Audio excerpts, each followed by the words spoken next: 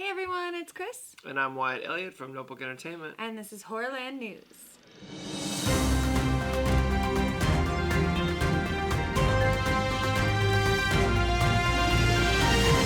Alright, so this is going to be our last show of 2021. We're taking the next 2 Fridays off because they are Christmas and New Year's respectively. I guess. I'll allow it. We're going to give ourselves at least those 2 days to just do nothing. So, yeah, enjoy. This is the last episode. We're going to go all out. Not really, because I'm tired, but we'll go ahead and start with our normal TV roundup. No TV and no beer make Homer something. All right, so Day of the Dead has wrapped up with the final 2 episodes are on my DVR, so we will be watching those sometime in the next 2 weeks. And we will be back in January, the first week of January, probably with our review on it, so that we can really spell out the monstrosity that is this. Yeah, we're going to use our downtime to watch these shows and then probably record some reviews that we'll post in January. Because I'm telling you, this show, Day of the Dead, is a mesmerizing mess. Yeah, it really is. It's that train wreck where you're like, I just can't look away. I like that description of it. Like, I hope that someday on the DVD box they'll be like, a mesmerizing mess. And then quote But you can't stop watching it. You really can't. Kris Williamson. Like, I think that'd be pretty great. So we'll have a whole review this episode about Day of the Dead, so we'll get back to you. Yeah. Moving on, we watched another episode of Elves, which is the Danish horror series that's on Netflix right now. Still loving it. Still intrigued. They gave us a little bit more. Of course, the head of the island, the lady that's in charge of the island, of course, her name is Karen. I guess I didn't realize that the last 2 episodes. No. But yeah. We learned a little bit more about the history of the creatures that they're keeping behind the wall in the woods. Yeah. I still really, really, really want a baby elf. It's so cute. It reminds me of Baby Groot a lot. It is that adorable. Yeah, I don't know how popular this show is, but Funko, if you're watching. I want one. But so I get her thing where I'm not sure that I would want to give it back either if I found something that cute. So I get it. I get why the little girl's like, no. Yeah, and we're getting hints to how big they actually get. Right. You know, like there was a sketch of an adult one on a wall. It looked creepy, but still kind of cute. Right. There was a skull in a jar, but we don't know if that was I think a there fully was like a child one, one because it didn't look big enough to be like menacing. Yeah, so... But yeah, we're getting there. But boy, the effects are great. Like I even said, sometimes it's like, is that a puppet or is it CGI? I think it's both? a mixture. Yeah, it's a mixture of both. It looks like because it does look like she's actually holding him at some points, but obviously his big old cute eyes blinking or gotta be CGI. If you have not already, start watching Elves. Yeah, I recommend it so far. We're gonna keep watching it throughout the break, and again, probably come back with a review of it rather than continue talking about it episode by episode. Yeah. Since we'll have time. We'll have time to catch up. Time-ish. Yeah, I know, right? Sort of. Sort of. So yeah, and then once January comes, I'm not sure how many other horror series are actually out there right now, so we may be getting rid of this segment for a little while. But not for too long, which brings us to our news segment. She can't wait to talk about this one. News segment. Okay, so I'm skipping to our second story because I found a segue. So we don't know what horror TV shows we're going to be covering in TV Roundup until fall of 2022 on SyFy. SyFy to the rescue again. Again, yeah. They're making a Bring It On horror movie.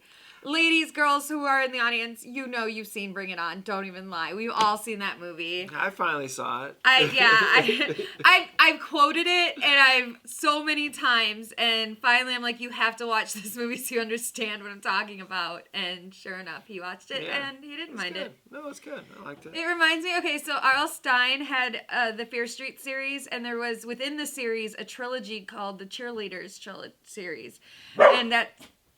Penelope, no. My dog is protecting us from the birds outside.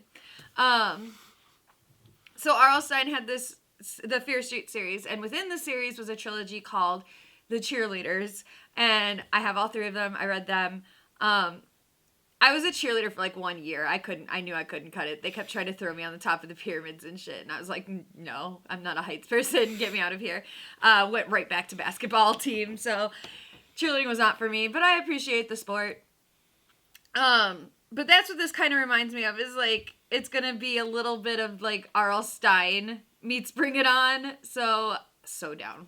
Yeah. So down. Love R.L. Stine. Love Bring It On. I'm down. It's directed by Karen Lamb, who directed Ghost Wars on SyFy and Van Helsing, so... I don't know either one of those. I do like that they got a woman director, though. And it's written by 2 women, Rebecca McKendry and Dana Schwartz, who she worked on She-Hulk. Oh, nice. Yeah, so we haven't seen that yet, but I'm excited for She-Hulk. Right. And then it's starring Missy Pyle, who I love. Like, they'd had a couple other names, but I didn't recognize them. But Missy Pyle, I love. And most people don't know her because she's a character actress. She's a beautiful woman, but the roles she takes sometimes require her to be under makeup that's not so beautiful. I know you know her. I know the name. Dodgeball. Oh, okay. She's the one with the unibrow. I was going to get, yeah, okay. And then Galaxy Quest. She's the alien that he falls for, that... I want to say Adrian Monk. Tony Shalhoub falls for. Okay, nice. And she was in The Artist too as Constance, where she was more herself, so you could see her beauty. But she's a character actress. She's shown up in like every TV show for the past 20 years as in some role. Nice. So she's if you don't know her, you do know her. You don't know her, now you do. And then Tony Gonzalez returns as choreographer, and he was the choreographer for the original series too. I think he's the choreographer for every single one. Now, I do want to be clear. Well, he has a full-time job then. I have only seen the first 2. Bring It On 2, and then I was out because Bring It On 2 was not so great, guys. But I know there's like 3, 4, 5 more or something like that. I don't even know how many. It's crazy. I see a new one all the time on the DVD shelves with the $5 bin. Right, it's craziness. You really only need the first one. Yeah. I mean, please, if you're out there and you know that one of the other ones slipped by us and it was actually good, let me know, because I would like to watch it, but no, I'm not taking that chance. I learned my lesson with the second one. It's again coming fall 2022 to SyFy Channel. I'm assuming with Chucky. Yeah. Chucky season 2. So yeah, I'm totally excited for it. I mean, I'll definitely check it out. Like, Scream Queens turned out to be good, and I doubted that heavily. You know, because I can't even say I saw previews. I never saw a preview of anything of it. She was just talking about it, and then finally was like, "Oh, let's watch it." Okay. Yep. And we watched it. Both seasons are amazing. If you haven't seen Scream Queens, please go watch it. Yeah, I wish that they would have. That show, I get it. So people don't always get camp, and they don't always get things they're supposed to be. Right, but they didn't sell that show at all. Like you said, you didn't even know it existed, and it was on a major network. It was on Fox. Yeah. So it was on a major network. You didn't even know it existed. Jamie Lee Curtis was in it. I had no idea. They totally mishandled. Oliver Hudson, like Lea Michele was in it because it's what's his face? It's his property. Oh, yeah, it's Ryan Murphy. Yeah. Yeah. So he casts everybody he knows. If you've been on Glee, you're gonna be in one of his John other Stamos projects. was in season 2. John Stamos was in season 2, so was Taylor Lautner. Like they had big Kirstie Alley, although fuck that bitch. But they had big names in these shows, and they. I don't know. But Jamie Lee Curtis has said she'd be down to come back and do a 3rd season, and I am down. Be cool. She's the one I would think would hold out, but I think she's finally she's at the point where she's like, I'm done being a serious actress. I'm just gonna embrace my roots. Embrace horror, man. Just embrace it. That's her. We all know her for. Yeah. She can go off and make A Fish Called Wanda and like 50 million other movies. I don't care. You're a horror queen. You're a horror icon. That's what you are. For sure. So that would be great. Then they should do it and put it on Hulu or something. That's where Ryan Murphy's shows go. That show should have been. I wish that show had come out when streaming was more popular because I think Scream Queens would have done a lot better. Yeah, but like you said, even if it's as good as Day of the Dead, it's still gonna be fine. It's gonna be fine. So I'm always God, a killer cheerleader. And God willing, it's Sharknado bad because that would wait Sharknado. I think I said Sharknado, but it's Shark. That's not it. That's not it. Sharknado. Shark with a K. Oh my goodness. Been watching too many YouTube. Yeah, watching too many FMLs. All right, so let's move on. So the new Blumhouse production, Black Phone, which they've released a trailer for. We're all excited to see it. It was supposed to come out in February. I don't know why, but they pushed it back to June 24th, 2022. So it's still coming out next year. It's just coming out like 5 months later for some reason. From what I saw of the story, it looked like that they're getting out of the way of a couple other February releases. Well, yeah, February is packed, you guys. And I think to me, moving it to June says they have more faith in it, and they're probably thinking it's does Marvel have an opening in June? They usually do. They usually do May. They usually do May and July if they're going to do summer. I thought there was ones. a Spider-Man that came out in June, but whatever, it doesn't matter. There probably was. Yeah, as long as they steer clear of Marvel, they should be okay because everyone's excited for this Black Phone movie. It looks so good. Yeah, and apparently this slot they moved it to in June was already saving for another Blumhouse production film that I guess isn't done yet or whatever, so they're moving it to that. So and this is usually when they open up the Conjuring movies and stuff, right. So I think it's going to be an okay release date. It should be. The screenplay was written by Scott Derrickson and C. Robert Cargill. They did Sinister and Doctor Strange. So. Oh yeah. I'm down. Yeah, great. And it is an adaptation of a short story by Joe Hill, who, if you don't know, is Stephen King's son. He writes great Dr. Sleep. If you like Dr. Sleep, that was Joe Hill. So it's starring Ethan Hawke, as we all know, and then The Mask was made by Tom Savini and his crew, and I love Tom Savini's work. And The Mask is very unique looking. It is. Like, it definitely, really is. You see that mask, you're going to go know what movie this is. Exactly. And the trailers have been out for a while. It looks really good. I'm excited to see. I'm excited. So I just hope it doesn't get lost in the shuffle somewhere and that they, you know, like around April or so, drop a trailer again. Like, give us something to remind us. They're going to have to. They only had one trailer, so hopefully there's a second trailer. Hopefully they didn't put it all into that one trailer.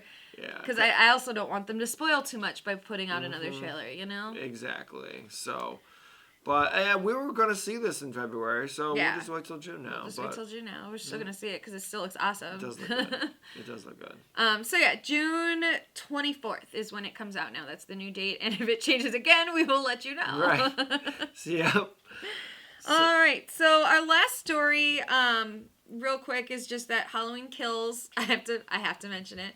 Was released digitally this week on December 14th. DVD, 4K DVD, Blu-ray, all that stuff will be released January 11th. That is when I'll get my copy because I like to own the physical copy. And it does include an alternate ending, deleted scenes, extended cut, and more. So once I get my hands on my copy, I will watch the deleted scenes, alternate ending, and probably give very strong opinions on them. Yeah, so that might be coming as soon as we come back. Right. Well, no, it won't come till January 11th. Oh, okay. Well, a week after we come back then. All right. So let's move on to our final segment, Indie Film Spotlight. My advice to young filmmakers, make a movie every week. Make films, no matter what anybody says, and you'll be a filmmaker. All right. So since it's our last episode, I wanted to give you 2 awesome movies.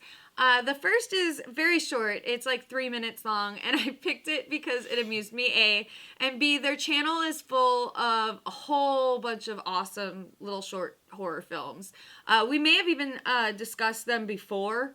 I may have even picked one of their films before, because they're just fun little shorts. Yeah. One idea, one-offs. That's what this is. It's called A Christmas Horror Story, and it's from the ACM official YouTube channel. The writer and director is Alex Magana, starring Marta Castelvi and Diego Paz. Thank you, Diego, for having a simple name. Again, under 3 minutes, so just check it out. It's really fast. Yeah, I watched it. It's just really fast, and it's really cute, and you kind of get it real quick. Yeah. And I definitely, it made me chuckle too, you know. And the reason I picked it is because it does remind me of Trick or Treat, because you know you got the rules: don't take down the decorations, don't blow out the candles and the pumpkins before Halloween, or Sam's gonna come get you, you know. Right. And that's kind of what they do here, because she's taking the decorations down from the tree, and her boyfriend, who's not as good an actor as she is, sorry Diego. Right. I was gonna say sorry. But it's true. It's true. She's a better actress. But, yeah. He's like, oh, you can't do that. It's bad luck or whatever. And she's like, well, we're going on vacation. I don't want to deal with it when we come back, so I'm just going to take it down now.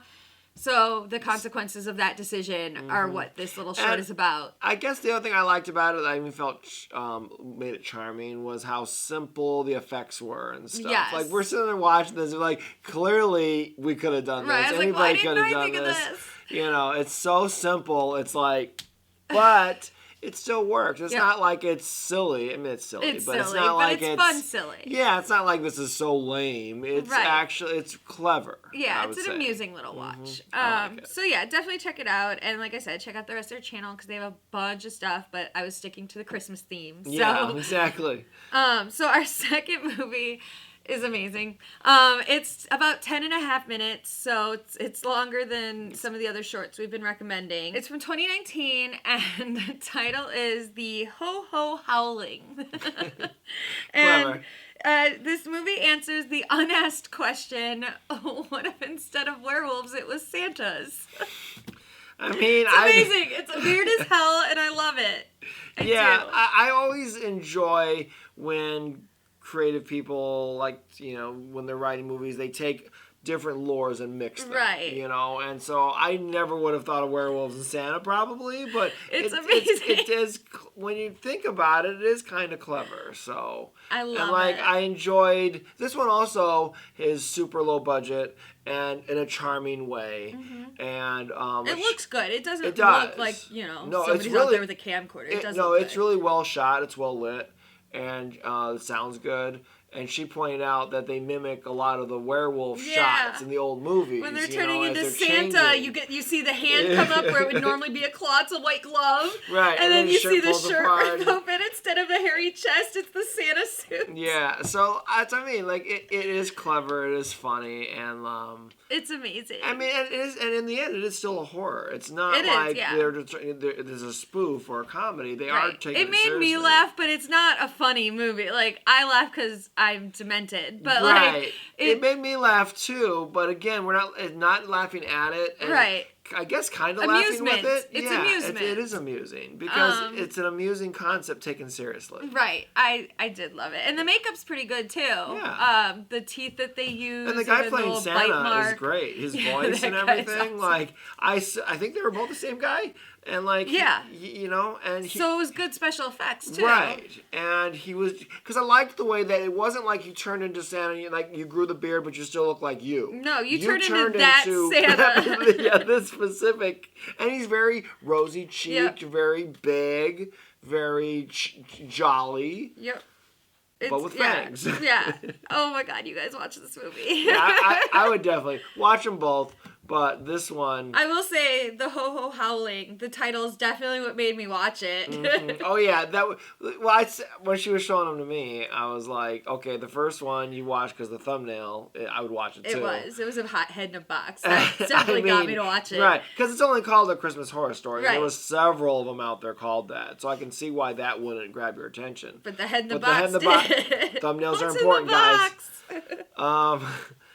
And this one though, yeah, the title would have gotten me too, you know. So I agree with her choices of watching these. So And we're not going to tell you, we're not going to spoil No. either one because we want you to go watch the Yep, films. go Support watch 'em. indie film. links are in the description below. Yep. Very important to watch them. Like their channels, subscribe, that helps them. Yep, and like our channel, please subscribe.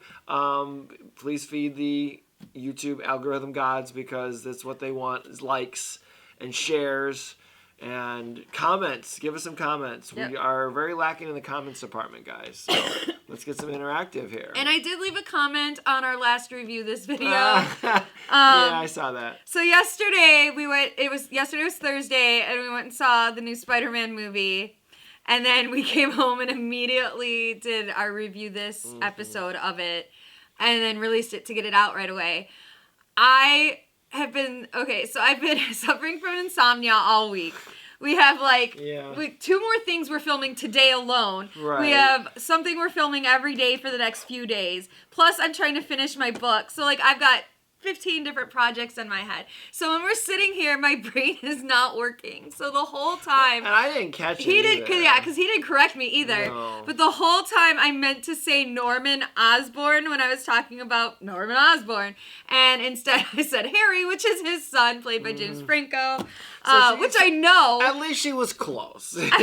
Right. Which I is knew probably who I wanted. which is probably why I didn't pick up on it either, but... Yeah, because you said Norman in the thing, and that because I was watching it back to make sure there weren't any like editing mistakes or something before it was out there, and I was like, wait, he said Norman. Oh shit, I'm not saying Norman.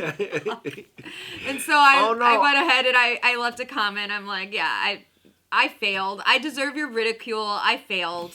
I get it. Yeah. So don't be mean. I cry. So leave her some fun hate tweets or something. Yeah, troll me, but be nice, because I cry, guys. Troll me, but be nice. All right, guys. Well, I think that's our show for today. Enjoy your holidays out there. We're going to try to do the same. It's going to be mostly resting, I'm sure. Nice. But, as I just laid out all the filming we have to do, resting. I mean, no one's going to film with us actually on Christmas. Right. So, New Year's maybe. Right. So I'm gonna need like one day just alone in my house, me, my dogs, and my cats, and no one else. Just recharge. Real quick story about working on the holidays. It was about 5 or 6 years ago. I was doing a New Year's episode, and we shot it on New Year's Eve before I went out that night. She was home sick, and I called her because someone bailed on me. And I was like, I need this. It's got to go out today. And it was a funny idea. And she came over sick, and we shot it, and I edited it, and it got out that night before I went out partying. It was our Happy Nude Year one. So, like... It's fake nudity, but it's still, I'm sitting there trying to be sexy nude and going, snot all coming out my nose. Like, I was sick. But it was before COVID, so like, whatever.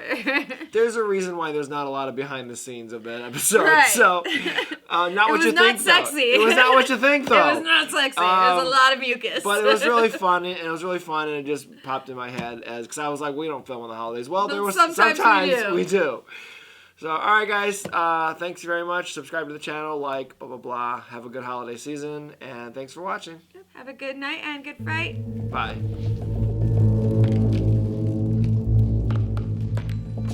Oh, Calvin. What are you doing out of bed? Santa?